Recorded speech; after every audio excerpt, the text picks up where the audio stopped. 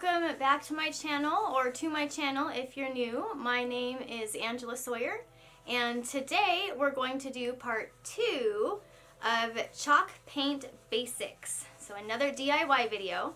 A couple days ago I recorded a video on some chalk paint basics. My girl and I painted a end table with kind of a mint color of green. And I said I'd be back to show you how I'm going to glaze it. And glazing is a technique that it kind of brings out, like I said before, it kind of brings out all the detail in the item. Now, the item that I have doesn't have really a lot of like raised up areas, but I still wanted to glaze it because I really like the look of it. It just kind of makes it look a little bit older, and that's kind of the style I'm going for, the distressed, older, vintage, you know, kind of thing. So I will show you what our project's going to look like in the end. So just a second here.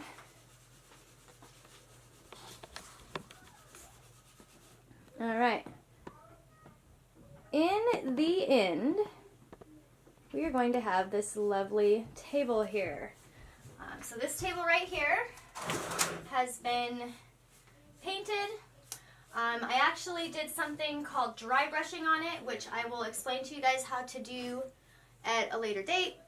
And then I have glazed it. So I'm going to show you. I had to turn my viewfinder so I could see what you were seeing. So, and I also glazed this, right? So today I'm going to show you how to turn this table down here into this table up here. And once again, feel free to search my name on Marketplace. It's Angela Sawyer. Go to Facebook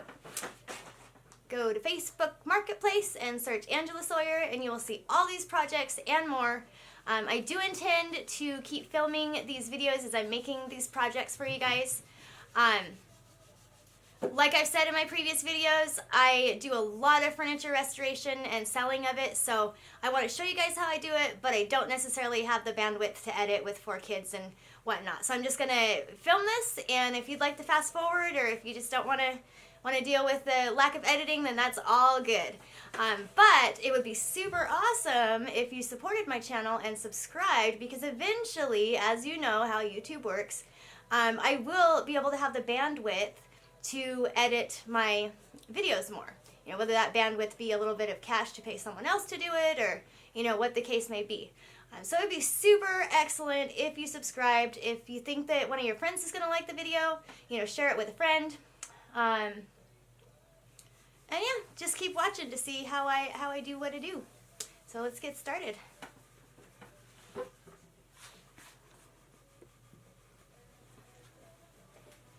Okay, so for today's project, first of all, let me explain to you. This is the same table that you saw my daughter and I paint a couple days ago. Okay, we painted it mint green, and then I went back and I used a darker color and I did some dry brushing. And dry brushing is just how it sounds. With dry brushing, there, now you can see me. You basically just take a paintbrush that is dry and dip it into paint, and then just wipe as much paint off of the brush as you can, and then you just very gently drag the brush across the piece. So let me kind of give you a close-up here of what that looks like. See how there's these little paint marks across. But see, what I like when it comes to the look of glazing, I'm going to make you guys go up a little bit. What I like about the glazing is this is before the glazing, and this is after the glazing. And I really like how it just kind of tones the color down a little bit. Bright colors are great, don't get me wrong, and some of my stuff is kind of bright. But I like the glazing because it tones it down, and it just gives it that like antique-y kind of look. So let me zoom you in on the glazed. See if I can, whoa, we can get it right eventually. See, so I don't know if you can kind of, oh, there's one right there. You can see the difference though. So the top is just a little bit toned down a little bit and whatnot. So here we go. Without further ado or explanation, I talk your ear off. We're gonna get started. And I just realized I forgot to turn on one of my lights, so let me see if this helps. There. I don't know if that helps or not, but the thing's blinking, so it might turn off here in a minute. All right, for today, we are going to need 20 grit sandpaper. Now, like I said before, with glazing, it generally is used to bring out all the little nooks and crannies of an item. This doesn't have nooks and crannies, but I wanted the look. If I would have just put the glaze over this, it would have just kind of tinted it all just a little bit darker. However, using this 20 grit sandpaper is going to allow me to give this table some little nooks and crannies for the glaze to go into. So I get that look of, you know, layered color, like in the one that is complete. So there we go. So we have complete, layered color, not complete. There's still some layered color, but not as much. Okay, and here we go. So first step, when you're doing your glazing, this type of glazing anyway, you want to make sure that if you have done any other kind of painting or dry brushing or whatever, that this sandpaper that you're using, your 20 grit, now 20 grit literally is, there's like 20 pieces of sand on that. No, I mean there's more than that, but it's 20 grit sandpaper. It's not a hardy sandpaper. Focus, focus, focus. There you go. See? You can actually see the paper between the grit.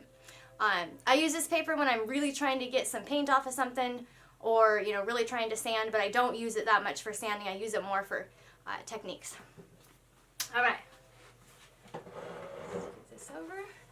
Okay, so first thing we're going to do is run the sandpaper just from one end to the next across the table. So down the table.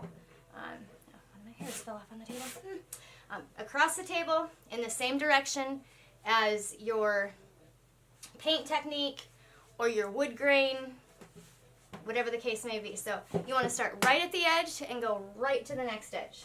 You don't want to start in the middle because you'll be able to see it and it won't look good.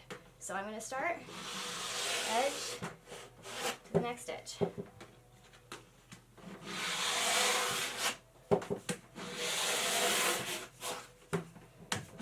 And what this is doing is leaving an indentation of that sand in the table that you can't really see until you put the glaze on it, which will soak down in or sink down in to all of those little nooks and crannies that you've just created.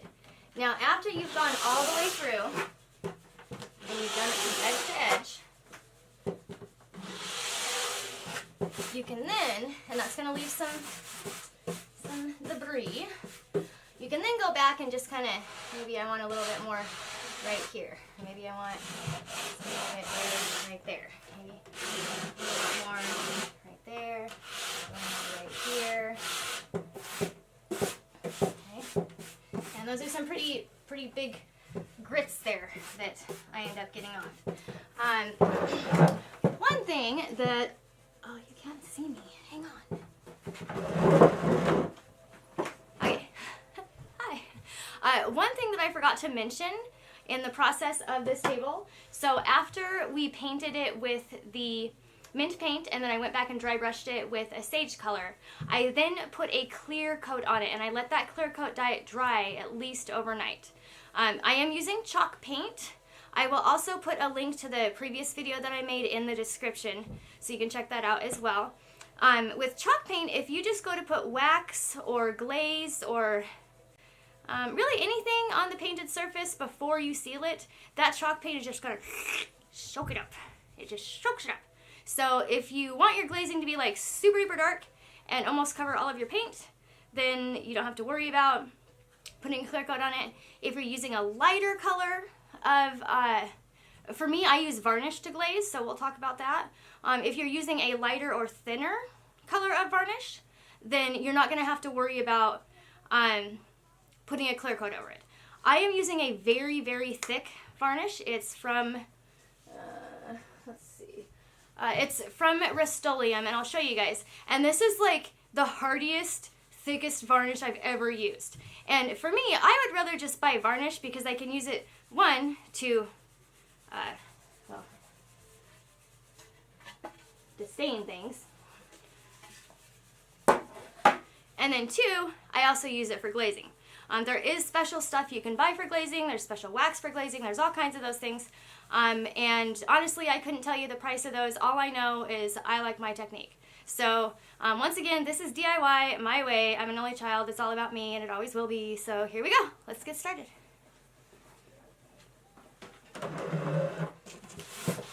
Okay, after I get done doing the front, just going wiping it down, wiping it down. I'm then going to, and this is just personal preference, so, you know, whatever you want to do is fine, but this is what I'm doing with my project. I'm going to go along the edges and just do a little light distressing along the edges. There are several different ways to distress. Oh, you can't see it. There we go. There's several different ways to distress, and I will show you guys all of those things too. I do a lot off camera because I don't want to inundate y'all with, you know, 40-minute long videos of something that really after an edit would take 10 minutes. So if you want me to do more stuff on camera, I will. Like, send me a message or leave me a comment or whatever, and I'll do more on camera. I just kind of want to show you what I'm up to when I'm doing something that I think you might be interested in. So, you know, I did the dry brushing off camera just because it was like late and I didn't really feel like breaking out the camera, but I will show you that. And if you want me to do more stuff on camera, as long as you don't mind it not being edited, then I'm happy to, because I enjoy public speaking.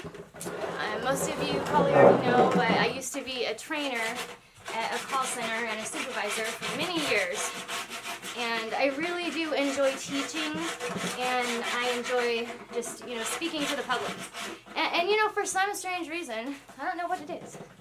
For some strange reason, I just can't find a job that says looking for someone to record videos where you're making furniture and then sell the furniture. Like that there's not an ad on Monster for that. So I'm like, I'm gonna do it myself. All right. Okay, now, when it comes to distressing, this sandpaper grit is insane. Like, this takes a lot off. And it also isn't super smooth. So when I get done with the distressing part, the removing of the paint from the edges, I am going to go back over it with a higher grit of sandpaper, just to smooth it out, because I want it to be smooth. I want there to be, you can clearly feel, I wish you guys could feel this, you can feel where I ran this across. You can see the scratches. You'll see them even better once we finish up. So generally, you could start with a lower grit of sandpaper, unless your project really crazy needs to be sanded. 20 grit is not enough. And then when you end your project, you want to end with a higher grit. And when it's your final coat and you're getting ready to do that final sanding to make everything really smooth, you want to use something around 400 grit or so, give or take. So that's what I'm going to do after I get done with these edges. So using 400 grit just to smooth it out. I'm going to grab the camera and I'll show you a close-up of what everything looks like. Okay, so here is a blurry close-up of my edge sanding. As you can see, it's pretty rough, and as you can see, I've been staining things. That's why my hands are all stained. I don't wear gloves. I suggest you wear gloves. So I just kind of rough that up, and let's see if I can show you how the sandpaper created the indentations. I don't know if you can really see it. See, there's a pretty good one right there. Well, you can't really see it, but anyway, so this is the before, and this is the after. Okay, so all the places on this where you see it has a little bit darker stain are where the grit had taken off that clear coat. So the glazing could get to the actual wood and glaze it. So before, after. All right, let's get started. Okay, and I am back. I wiped down the table with a wet rag. I let it dry, and I just opened the stain that I'm going to be using for my glazing. Like I said, this is Rust-Oleum, and the color is Kona, or Kana, I think Kona. And this is the thick stuff. So this is the stuff if you're going to use for glazing, you really need to make sure and put a clear coat on first, or it'll just completely soak into your paint. Okay? But this stuff is awesome. I love it. So we're going to get started. I never know where to set my paint or my stain because I'm always worried that I'm going to kick it over and spill it because I've never done that before. Alright, so I have myself a little rag here. It's some old clothes that had holes in them that I'm now using for staining. So like I said, I am very thrifty. So I'm just going to dip my rag in the stain, get some on there. There's no too much or too little. Just dip it on there and don't drip it on anything. Don't get it on your clothes, it'll stain. Like I said, I encourage you to wear gloves. I don't wear gloves because I have a method that kind of works for washing the stain off. I don't know, the stain's probably not good for my skin, but whatever. I encourage you to wear gloves. So just don't do what I do. Just do what I say. That's what my mom used to say. Alright, so we're just going to get started. We're going to wipe it on. And as you can see, it goes on very, very dark. And if we were not to have clear coated the top, it would pretty much stay about this dark. So you don't want that. Or maybe you do want that, but if you do want that, then you might as well just stain the wood to begin with, or paint it brown to begin with. Which we'll also talk about using chalk paint and stain to get a faux wood look when you're not able to fully sand your piece down and actually stain the wood. I got a tip for that too. So we just want to go around. I like to kind of try to get the sides. There's a bit of a time constraint on this. I mean, you don't want to take too long to get this on and get it off because the longer it sits, the darker it will get. But as you can see right here, this part right here is starting to match the table in the back, which you can barely see, but it is, trust me. So I'm going to dip my little rag again, and then I'm just going to put more stain on. And I like to just kind of wax on, wax up, or wipe on, wipe off. So I just wipe it on, and then before I get to my next section, I just wipe it off. If you leave it on longer, it will get darker, which if that is the look you are going for, then you can experiment with different amounts of time to leave your glaze or stain on. And the reason this table's wobbly is it has feet, but I only have one on it. Don't ask. It'll eventually not be wobbly for those of you that are thinking I might want to buy that table. And if you're not thinking I might want to buy that table, you should be thinking, I might want to buy that table. Alright, go. And a lot of the times, you know, like I said, I'm thrifty. So rather than dipping my deal in more stain, there's clearly extra stain here. So I'm just going to play with that. Grab it up. Wipe it over here. And you know, at first it might look a little messy and you might think, oh my gosh, looks like we're putting mud on it. But in the very end, it is going to turn out wonderful. And wonderful for you if this is your style. If your style is just like crisp, clean, white furniture, you know, brand new, ultra modern or something, or ultra, not modern, but with these times, this might not be the furniture technique for you, but for my style and my customers, it works great. Darn it. I got like a little hair in here. I don't even know how that happened. That's the funny thing. You don't see when you drop a little hair into your work until you glaze it, and then you're like, oh, I think I dropped a hair in there. That's okay. I'll get that off and I'll show you guys how to do all that good stuff. too. But right now, let's just focus on glazing.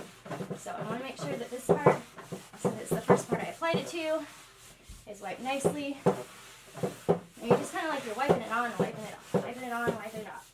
I'm going to get a little bit more glaze, or a little bit more stain, I should say. And just for the record, obviously this isn't a sponsored video, so I'm not like I'm getting paid by Rust-Oleum to sell their product, though I do love it. Though, if I could get enough of you to subscribe, I could have sponsored videos. So places like Rust-Oleum would give me the product, and then I could show you how wonderfully it worked. So just saying, I saw somewhere on YouTube that, because you know, you believe everything you hear on the internet, that giving or being nice to people actually helps you feel better as well. So if you would like to give me the gift of subscribing to my channel, that would help me, and it would help you. Just a thought. I don't really care. I'm just having some fun, and I want to show you guys how I'm doing it. But it would be really cool if I could do more of these videos, do them with different products, have enough money or time to edit these how-to videos as well as make my furniture. One YouTuber I really like, her channel is called Jamie Ray Vintage, and she is just an inspiration to me. Jamie, you're probably never going to watch this, but if you're watching, thank you so much. I love your channel. It is wonderful. So she's kind of my inspiration for making this furniture restoration a full-time job, besides the fact I want to spend time with my kiddos.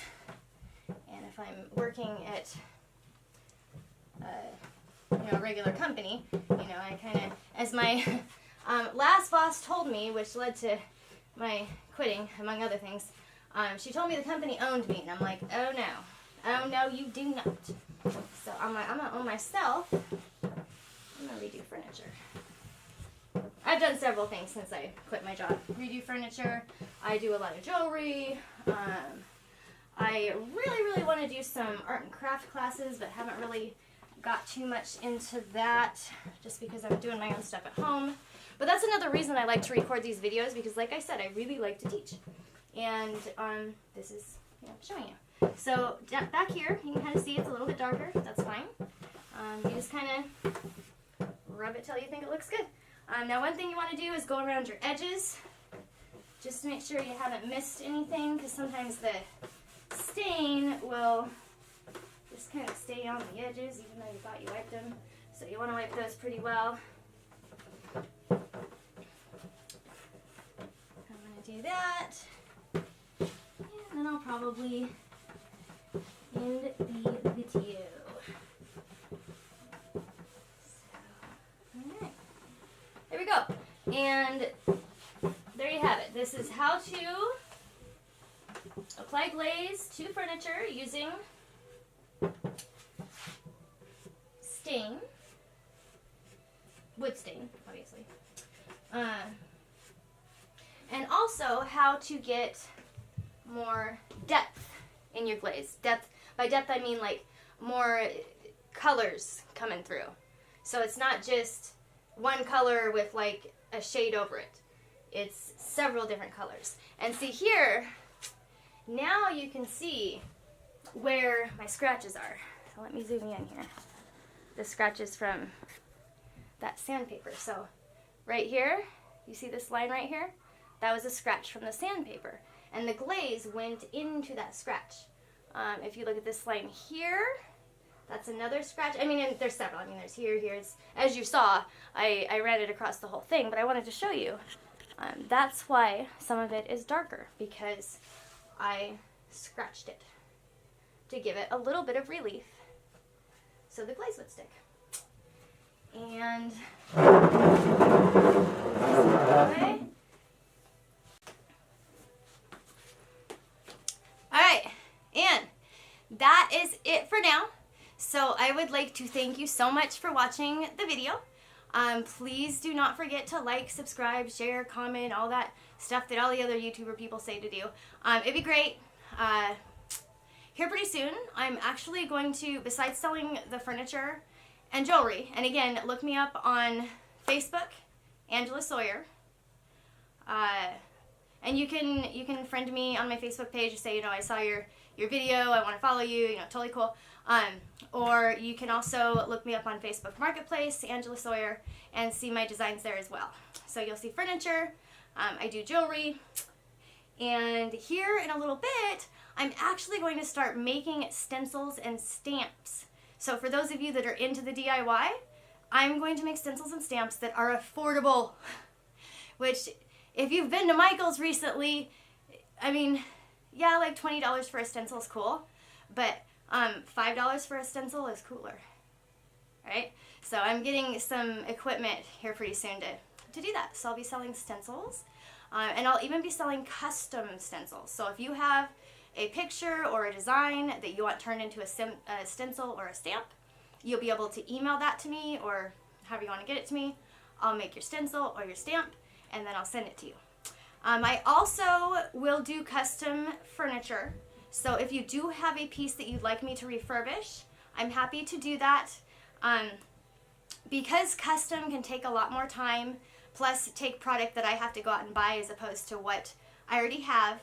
My custom orders, the minimum will be between $50 and $100 for the service, in addition to the price of the item if it's a piece of mine that you choose, or if it's a piece of yours that I'm obviously not going to charge you for your own item.